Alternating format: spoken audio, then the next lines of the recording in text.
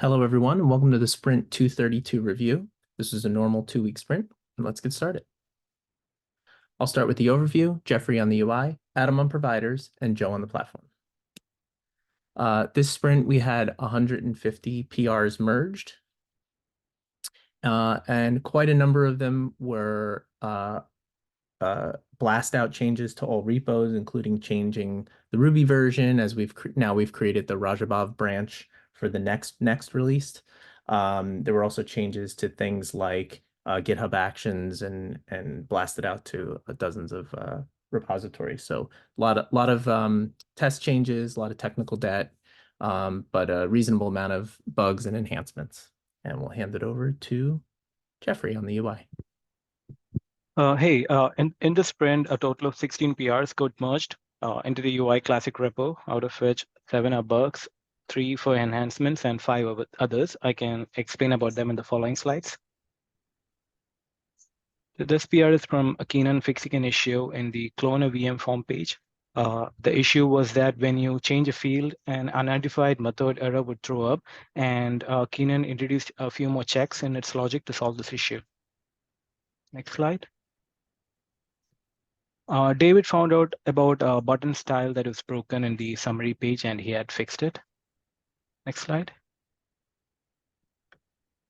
When you select an inline type for creating an automate model, the form page shows up a duplicate DOM ID warning error. This happened only for just this form, the method form.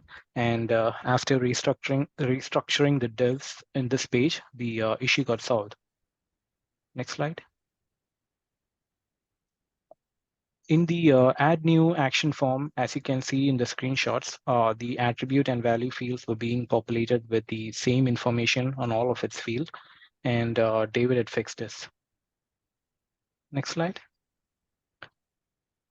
Gilbert fixed the redirection logic in the actions add and edit form pages. Next slide.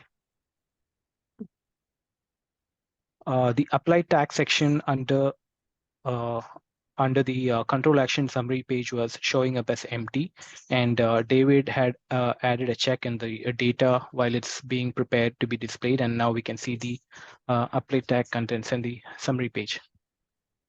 Next slide. This PR removes the usage of the JavaScript eval functions. The eval function accepts a string as an argument and converts them into a function, thereby raising a security concern. The changes in this PR touches various modules, but in general, we made a change in how we handle the click events in the list and summary pages. No major UI changes were made, except we introduced a generic confirmation model box to avoid the usage of browser-dependent model box. Next slide. Ronet converted the basic information summary section of the button group from HTML to React. So right now the summary and the list are rendered separately in a HTML file, and we plan to render from one single component later. Next slide. The action summary and form pages was enhanced, and we fixed a small issue.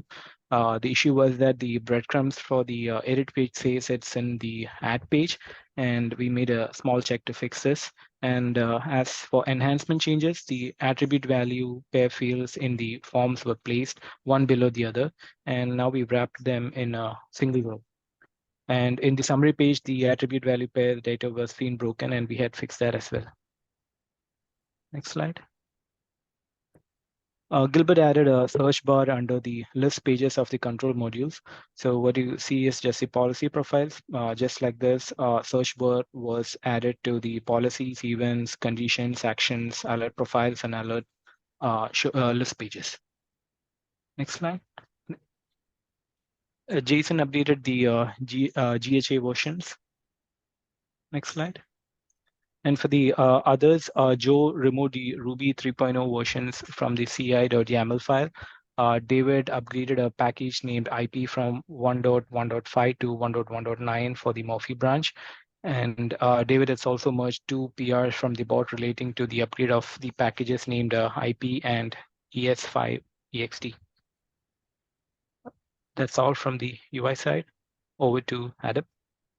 Thanks, Jeffrey. So this sprint in core, we added some of the default authentication delegates to make it easier as part of development to set some of the EMS authentication properties. So now you can pass in default user ID and default password when you're building the exam management system record, and it'll be automatically set to the default authentication. This is going to work similarly to how the default endpoint already works. If you pass in host name, it automatically goes to the default endpoint. So that should simplify one-liners to set up an EMS. Similarly, in a similar vein, we added URL and URL equals to the default endpoint delegates. Things like host name and port were already there, but we wanted to add URL as well. And we removed two mixins, which automatically added child managers of type infra and monitoring to the base container manager.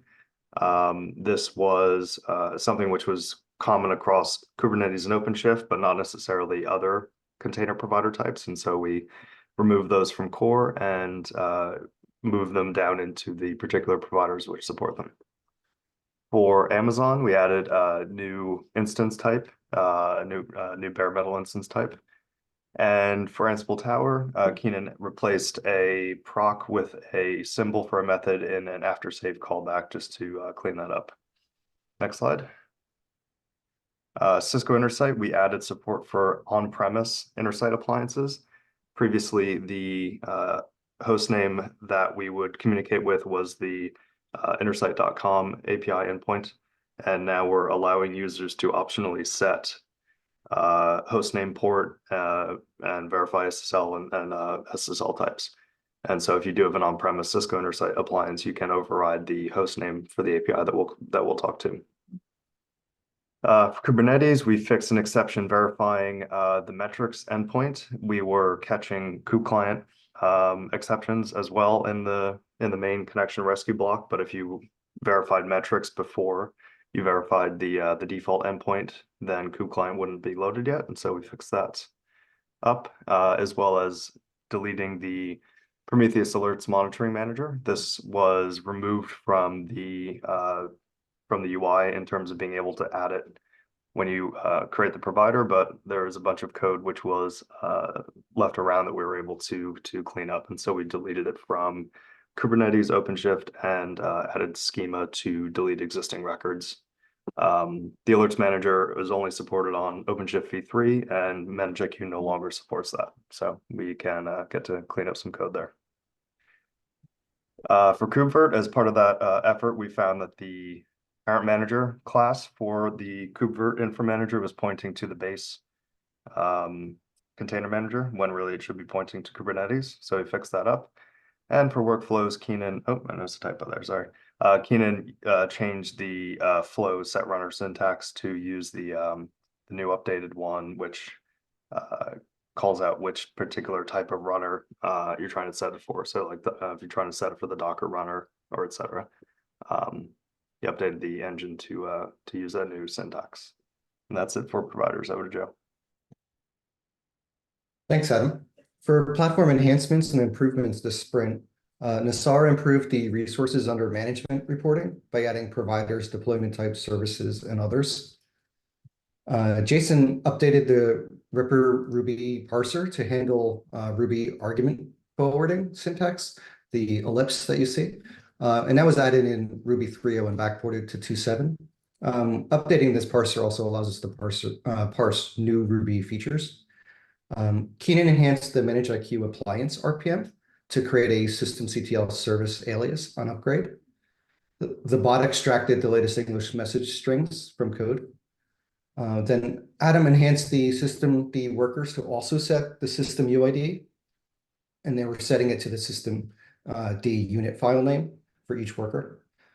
Next, Adam also added pluggable server role support, so plugins can bring their own server roles. I updated the Rails version to 6.177 as a minimum. Keenan did more refactoring of supports. Brandon had several changes for EL9 and UBI9 improvements and fixes. And I made a few Rails 7 changes that are backward compatible with Rails 6. Next slide. For platform bugs, Brandon changed the RPM build code to no longer automatically detect provides and requires in the VNV RPM. Brandon also simplified the permissions in the RPM for Kafka and Zookeeper by having them share the same user, simplifying locking that permissions to that user.